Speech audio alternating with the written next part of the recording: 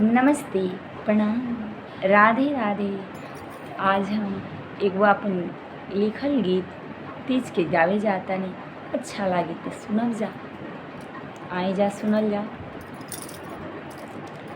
तीज के परब बड़ा पावन यौरी मनो भावन हो।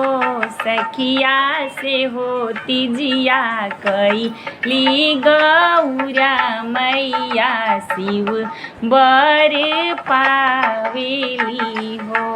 सखिया से हो तीजिया कैली गौरा मैया शिव बर पावेली हो।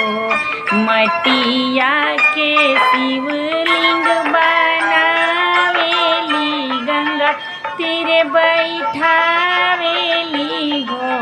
सखिया फूल बेल पति या चढ़ावेली शिव गोहरावेली हो। सखिया भंगिया धतुरा वा चढ़ावेली शिव गोहरावेली हो। सखिया सले हरि बोलावेली मंगल गवावेली जागरण करावेली हो। सखिया दिल से पुकारेली महादेव के आसन डगमगावेली हो।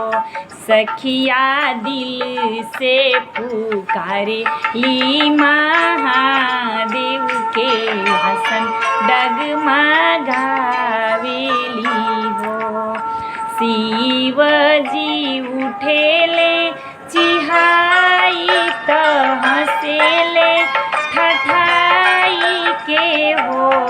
सखिया के मोहे दिल से पुकारे आशीष हम देबो आशीष हम देहबी हो।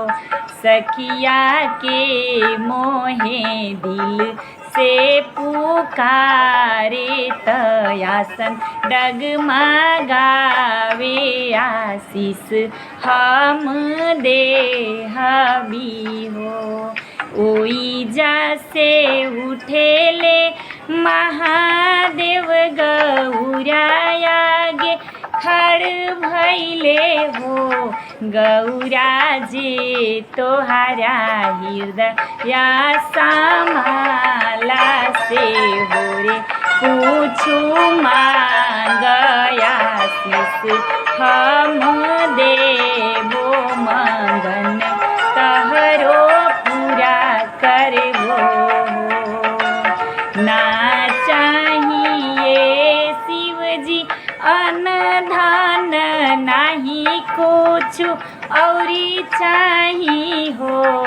शिव जी बनी जाई पति परमेश्वर इहे हम मंगन मांगी हो। शिव जी बनी जाई हमार पति परमेश्वर इहे बरवा हम मांगी हो। जाहूँ जाहूँ ए गौरा घरे जाऊँ अपना बाबा के लगे हो। गौरा आजू से हो गई नी तोहार तया धायासन तोहार भैले हो। गौरा आजू से हो गई नी तोहार जन्म जन्म तोहरे रहबी हो।